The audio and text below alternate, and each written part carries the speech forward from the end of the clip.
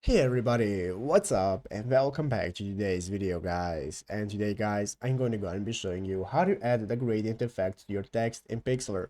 This is a very simple thing to do guys, so make sure to watch this quick and easy video till the very end, follow my steps correctly, so you can make sure this works the same for you and that you can do this yourself.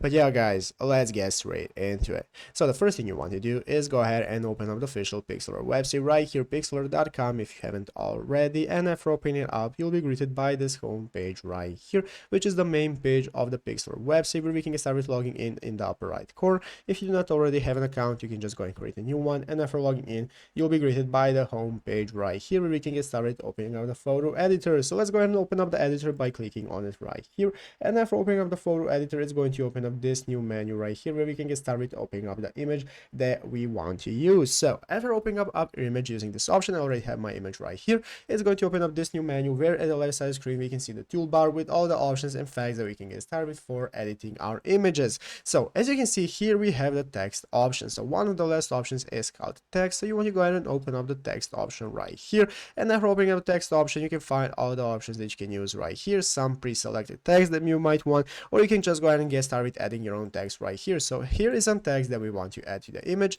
and now let's go and see how to get the gradient effect. Basically, if you look right here at the left side screen, we have the text menu and options, and if we scroll down all the way down, we can see we have multiple options that we have. So guys, if you want to get the gradient effect, you can get started with changing the fill right here, and in the fill option guys, that's going to change the color. We have the gradient option, so you can see here is gradient, and now we can go and select what kind of gradient option we want for your desired text. You can change the color and so on, and get started with applying it by clicking OK. As you can see, this is our new text right here.